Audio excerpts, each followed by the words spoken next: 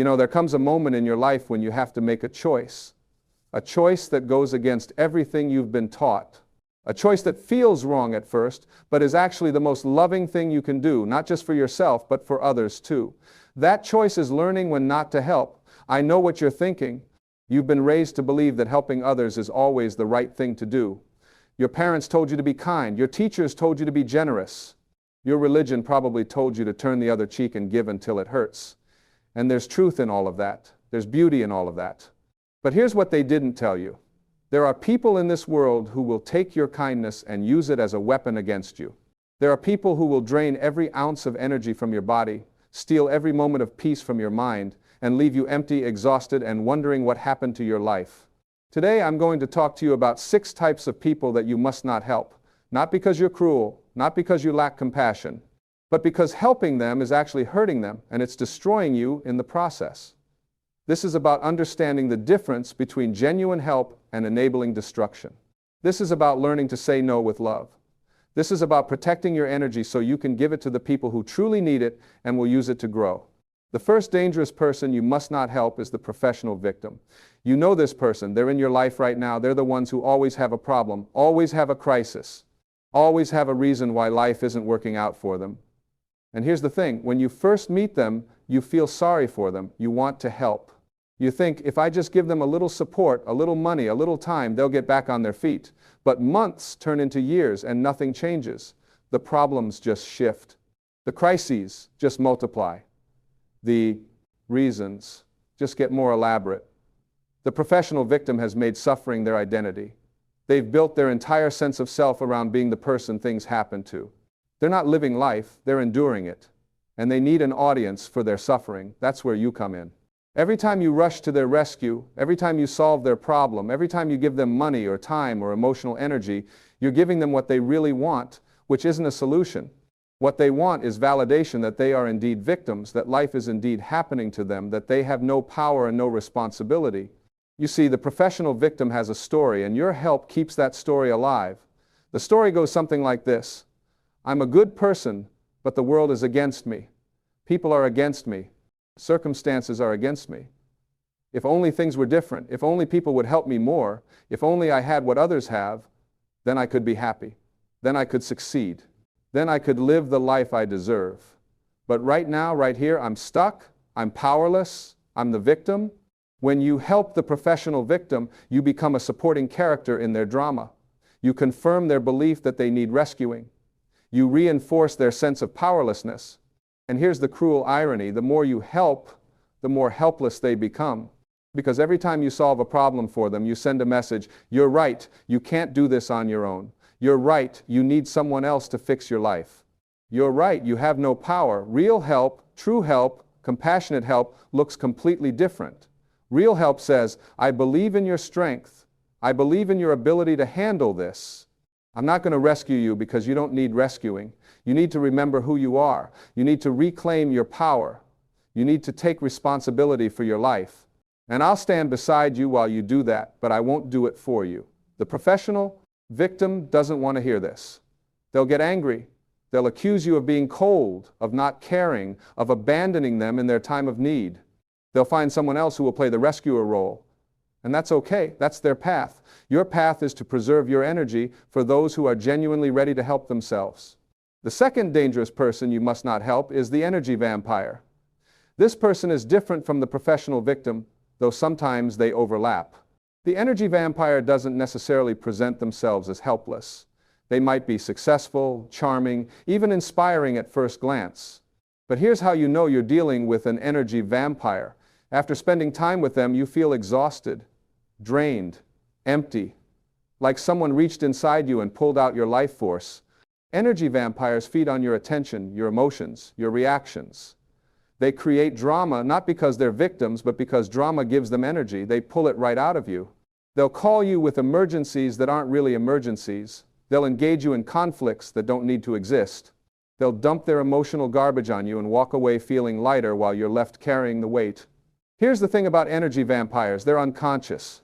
They don't wake up in the morning and think, today I'm going to drain the life out of everyone I meet. They don't know what they're doing. They just know that when they're around certain people like you, they feel better. And so they keep coming back, they keep taking. And if you let them, they'll take until there's nothing left. You cannot help an energy vampire by giving them your energy. That's like trying to fill a bucket with a hole in the bottom. No matter how much you pour in, it's never enough. The bucket never fills. The only way to help an energy vampire is to stop feeding them. Stop giving them the reactions they're looking for. Stop engaging in the drama. Stop being available for every crisis. Create boundaries. Protect your peace. And when they get angry, when they accuse you of changing, of not being the friend you used to be, understand that this is their addiction talking. They're addicted to your energy, and you're cutting off their supply. The most compassionate thing you can do for an energy vampire is to force them to find energy within themselves, to stop looking outside for what can only be found inside, to learn to generate their own light instead of stealing it from others. But they'll never learn this if you keep giving them what they want.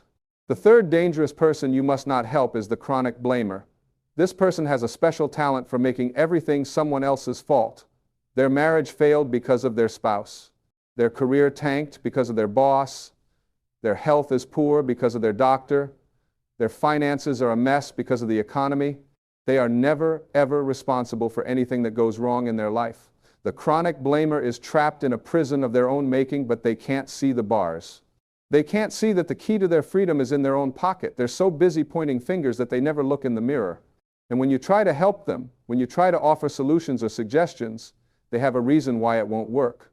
They have someone else to blame for why they can't take action. You cannot help someone who refuses to take responsibility for their life. You just can't. Because help requires participation. Help requires ownership. Help requires a person to say, yes, I played a role in creating this situation and therefore I have the power to create a different one. But the chronic blamer will never say this. They're too invested in being right about being wronged. When you try to help a chronic blamer, you become their next target. Eventually, when your help doesn't fix their life, because nothing can fix a life that won't be fixed from the data, inside, they'll blame you too. You didn't do enough, you didn't care enough, you didn't understand. You're just like everyone else who let them down.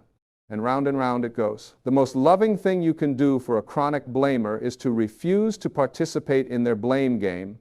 Don't agree with their assessments. Don't feed their narrative.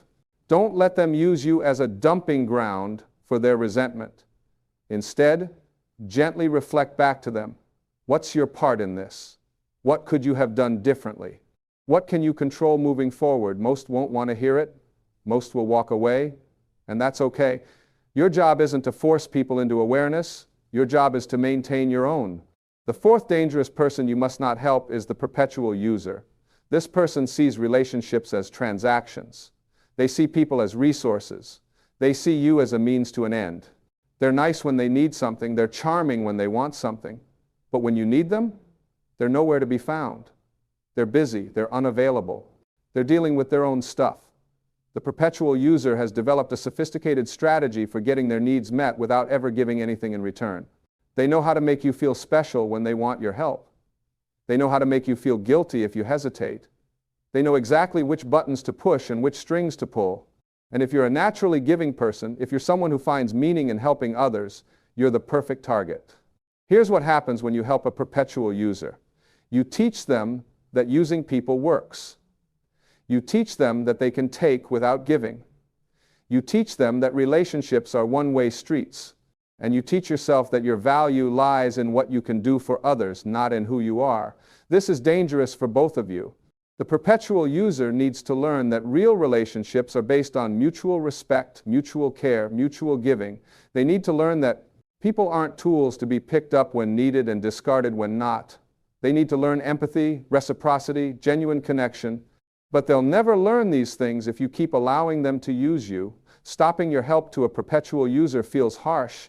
It feels mean. They'll make you feel like you're the problem. How could you be so selfish? How could you abandon them when they need you? But here's the truth. Saying no to a user isn't selfish. It's self-respectful. It's teaching them a lesson that nobody else has had the courage to teach them. And if they can't handle it, if they disappear from your life because you stopped being useful, then you know what? They were never really in your life to begin with. They were just passing through, taking what they could get. The fifth dangerous person you must not help is the person who refuses to help themselves. This is perhaps the most heartbreaking one because often these are people we love. These are family members, old friends, people we've known for years. We watch them make the same mistakes over and over. We watch them ignore good advice. We watch them choose the path of least resistance even when it leads to destruction. And we want so badly to save them. But here's what you need to understand. You cannot want someone's healing more than they want it themselves. You cannot care about someone's life more than they care about it. You cannot drag someone into their own potential. They have to want it. They have to choose it. They have to do the work. The person who refuses to help themselves is saying, through their actions, I'm not ready, I'm not willing, I'm not committed to change. And that's their right. That's their choice. As hard as it is to accept, everyone has the right to stay stuck. Everyone has the right to refuse growth. Everyone has the right to say no to their own evolution. When you help someone who refuses to help themselves, you're doing more harm than good. You're enabling their self-destruction. You're removing the natural consequences that might actually motivate them to change. You're interfering with the lessons that life is trying to teach them. Sometimes the greatest gift you can give someone is to step back and let them hit bottom. Because it's only at the bottom that many people finally decide to climb. This doesn't mean you stop loving them. This doesn't mean you stop caring. It means you love them enough to let them learn their own lessons. It means you care enough to say, I can't do this for you and I won't pretend that I can. It means you're honest enough to admit that your help isn't helping, it's just postponing the inevitable. The sixth and final dangerous person you must not help is the person who wants you to compromise your own well-being for theirs. This person comes to you with needs that require you to sacrifice your health, your peace, your values, your boundaries, your own life. They want you to set yourself on fire to keep them warm. And if you're not careful, if you're not awake, you'll do it. Because you're a good person, because you care, because you've been taught that sacrifice is noble. But let me tell you something. Sacrifice isn't always noble. Sometimes sacrifice is just slow suicide. Sometimes sacrifice is just a socially acceptable way of destroying yourself. There's a huge difference between healthy giving and unhealthy sacrificing. Healthy giving comes from a full cup. It's sustainable. It's joyful. It doesn't deplete you because you're giving from your overflow. Unhealthy sacrificing comes from an empty cup. It's unsustainable. It's resentful. It depletes you because you're giving what you don't have. The person who wants you to compromise your well-being for theirs is asking you to live a lie. They're asking you to pretend that your needs don't matter. They're asking you to treat yourself as less important than they are. And if you agree to this, if you go along with this, you're not helping them. You're teaching them that it's okay to disrespect you. You're teaching them that your boundaries don't mean anything. You're teaching them that love means destroying yourself for others. Real love, true love, healthy love never asks someone to betray themselves. Real love says, take care of yourself first, so you have something real to give. Real love says, your well-being matters just as much as mine. Real love says, I want you whole, not depleted. When someone genuinely cares about you, they don't want your help at the cost of your health, your sanity, your life. They want you thriving, they want you strong, they want you full. So when someone comes to you with a request that requires you to compromise your own well-being, the answer must be no. Not maybe, not let me think about it. No. A clear, clean, unapologetic no. And if they can't accept that, if they get angry or hurt or offended, that tells you everything you need to know. It tells you they were more interested in what you could do for them than in who you are. It tells you they saw you as a resource, not as a person. It tells you they don't really love you, they love what you give them. Now I know what you're thinking. You're thinking, if I don't help these people, who will? If I turn my back on them, aren't I being just as selfish as they are? If I put up boundaries, aren't I being cold and uncaring? And these are good questions. These are important questions. But they're based on a false premise. The false premise is that you only have two options. Help everyone or help no one. Sacrifice yourself or be selfish. But there's a third way. There's a middle path. And that path is called wisdom. Wisdom knows the difference between helping and enabling. Wisdom knows the difference between compassion and codependency. Wisdom knows the difference between supporting someone's growth and supporting their dysfunction. Wisdom says, I will give generously to those who are doing the work, who are taking, responsibility, who are genuinely trying to help themselves. But I will not waste my precious energy on those who refuse to change, who blame everyone else, who see me as a resource to be exploited. This isn't about being hard. This isn't about being cold. This is about being smart with your love. This is about understanding that you have a finite amount of energy, time, and resources. You can't give to everyone, you can't help everyone, you can't save everyone, so you have to choose. You have to decide where your energy will do the most good. You have to invest in the people who will actually use your help to grow, not the people who will use it to stay stuck.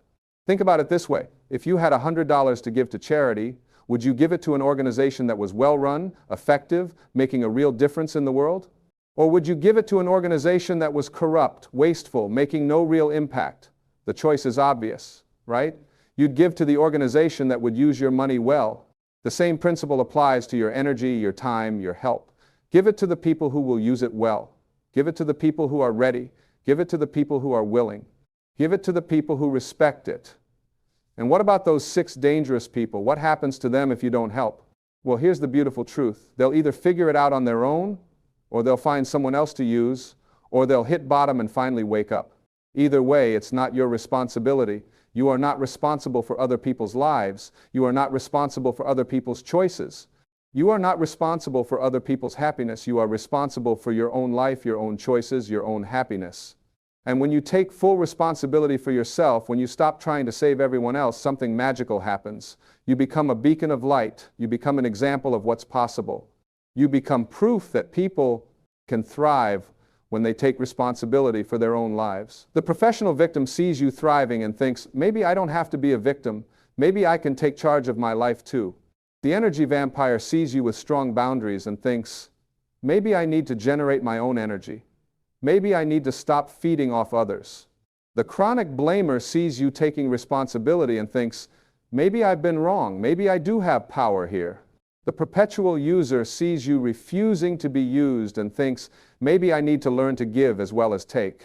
The person who refuses to help themselves sees you stepping back and thinks, maybe it's time I start helping myself.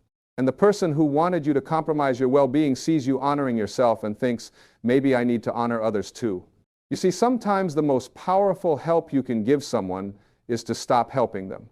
Sometimes the most loving thing you can do is to let them struggle. Sometimes the greatest teaching is done through your absence, not your presence. This goes against everything you've been taught, I know, but it's true.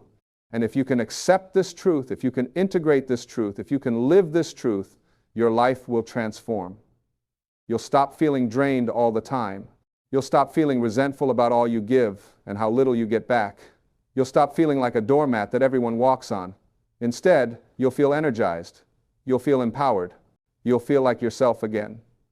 And here's the really beautiful part. When you stop wasting your energy on people who won't use it well, you'll have so much more energy for the people who will. You'll be able to show up fully for the people who are doing the work. You'll be able to give generously without feeling depleted. You'll be able to make a real difference in the lives of people who actually want to change. But to get there, you have to do something that feels impossible at first. You have to learn to say no. You have to learn to create boundaries. You have to learn to protect your energy.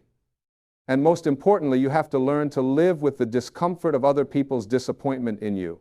Because when you stop helping these 6 dangerous people, they will be disappointed. They will be angry. They will accuse you of changing, of not being the person you used to be. And you know what? They're right. You're not the person you used to be. You used to be someone who gave without wisdom. You used to be someone who helped without discernment. You used to be someone who sacrificed yourself without question. But you're not that person anymore. You've evolved. You've grown. You've learned. And that's something to celebrate, not apologize for. Let me be clear about something. This doesn't mean you become a cold person. This doesn't mean you stop caring about people. This doesn't mean you walk through the world with your heart closed. In fact, it's the opposite. When you stop wasting your compassion on people who misuse it, you have more compassion to give to those who honor it. When you stop sacrificing yourself for people who don't appreciate it, you have more of yourself to share with those who do. When you stop trying to save people who don't want to be saved, you can actually help people who are ready for help. This is about becoming a wise giver instead of a foolish one. This is about understanding that love without wisdom is just sentimentality. This is about recognizing that helping someone stay stuck is not actually helping them at all. This is about having the courage to do what's right even when it feels wrong. This is about trusting that people have their own path, their own lessons, their own growth, and that sometimes the kindest thing you can do is get out of the way and let them walk it. Think about the people in your life right now. Think about the ones who drain you, who use you, who blame you, who expect you to sacrifice yourself for them. Think about how much energy you've given them. Think about how little has changed. Think about how exhausted you feel. Now ask yourself, is this really helping? Is this really love? Is this really what I want to do with my one precious life? Because here's the thing, you don't have forever. You don't have unlimited energy. You don't have endless time. You have right now. You have this moment. You have this one beautiful, miraculous, temporary life. And you get to choose how you spend it. You get to choose where you invest your energy. You get to choose who you help and who you don't. And if you choose wisely, if you choose consciously, if you choose from a place of wisdom rather than guilt or obligation or fear, your life will be so much richer, so much fuller, so much more meaningful. Saying no to the professional victim isn't cruel. It's giving them an opportunity to discover their own strength. Saying no to the energy vampire isn't cold. It's forcing them to generate their own energy. Saying no to the chronic blamer isn't harsh. It's inviting them to take responsibility. Saying no to the perpetual user isn't mean. It's teaching them about reciprocity. Saying no to the person who refuses to help themselves isn't abandonment. It's respecting their choice and their path. Saying no to the person who wants you to compromise your well-being isn't selfish. It's self-loving. Every no to these dangerous people is a yes to yourself. Every boundary you create is an act of self-respect. Every time you protect your energy, you're honoring the precious life you've been given. And this matters. This matters so much because you matter. Your life matters, your energy matters, your peace matters, your well-being matters. You are not a resource to be used up. You are not a battery to be drained. You are not a tool to solve other people's problems. You are a human being with your own needs, your own dreams, your own path. When you finally accept this, when you finally own this, when you finally live from this truth, everything changes. The people who were using you will fall away. The people who were draining you will move on. The people who were taking advantage of your kindness will find someone else. And yes, it will hurt at first. Yes, you'll feel guilty. Yes, you'll wonder if you did the right thing. But stay the course. Trust the process. Because on the other side of this discomfort is freedom. On the other side of this guilt is peace. On the other side of this change is the life you've always wanted but never thought you deserved. You deserve relationships that fill you up instead of emptying you out. You deserve friends who give as much as they take. You deserve people in your life who respect your boundaries, honor your needs, appreciate your help. You deserve to wake up in the morning feeling energized instead of exhausted. You deserve to go through your day without constantly being interrupted by other people's crises. You deserve to give from a full cup instead of an empty one. But you'll never have any of this if you keep helping the 6 dangerous people. So here's what I want you to do. I want you to get really honest with yourself. Look at your life. Look at your relationships. Look at where your energy is going. Identify the professional victims, the energy vampires, the chronic blamers, the perpetual users, the people who refuse to help themselves, the people who want you to compromise your well-being. See them clearly, name them honestly, and then make a decision. Decide that you're done. Decide that you're not doing this anymore. Decide that your life is too precious to waste on people who won't value your help. And then take action. Start creating boundaries. Start saying no. Start protecting your energy.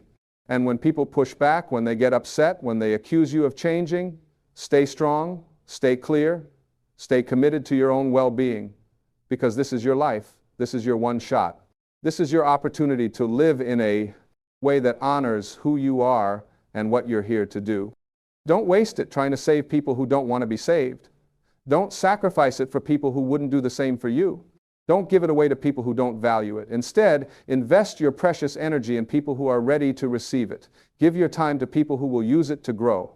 Share your wisdom with people who want to learn. Support people who are doing the work. Encourage people who are taking responsibility. Stand beside people who are helping themselves. These are the people who deserve your help. These are the people who will honor your gift. These are the people who will transform your energy into something beautiful. And here's what will happen. You'll start to feel like yourself again. You'll start to remember who you are beneath all the giving, beneath all the sacrificing, beneath all the helping. You'll rediscover your own dreams, your own needs, your own life. You'll have energy for your own growth. You'll have time for your own development. You'll have space for your own peace. And from this place of wholeness, from this place of fullness, from this place of authenticity, you'll be able to give in a way that's truly helpful. You'll be able to love in a way that's truly loving. You'll be able to serve in a way that's truly serving. This is the paradox. When you stop trying to help everyone, you're actually able to help the people who need it most. When you stop giving indiscriminately, you're able to give powerfully. When you stop sacrificing yourself, you're able to show up fully. This is wisdom, this is maturity, this is the path of the awakened giver. So stop helping the 6 dangerous people.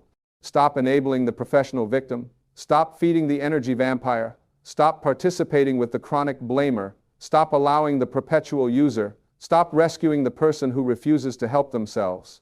Stop compromising your well-being for others. And start living your life. Start honoring your needs. Start respecting your boundaries. Start protecting your peace. Start valuing your energy. Start choosing yourself. This isn't selfishness, this is self-love. And self-love is the foundation of all genuine love. You cannot give what you don't have. You cannot pour from an empty cup. You cannot help others if you've destroyed yourself. So fill your own cup first. Take care of your own needs first. Protect your own peace first. And then from that place of fullness, from that place of strength, from that place of wisdom, give to those who are ready to receive. Help those who are willing to be helped. Support those who are doing the work. This is the path, this is the way, this is how you live a life that matters, that makes a difference, that leaves the world better than you found it. Not by sacrificing yourself for everyone, not by saying yes to every request, not by giving until there's nothing left, but by being wise with your love, discerning with your help, and protective of your precious energy. When you do this, when you really do this, you become a force for good in this world. You become an example of what's possible. You become a light that guides others home, not because you've sacrificed yourself, but because you've honored yourself. And that makes all the difference.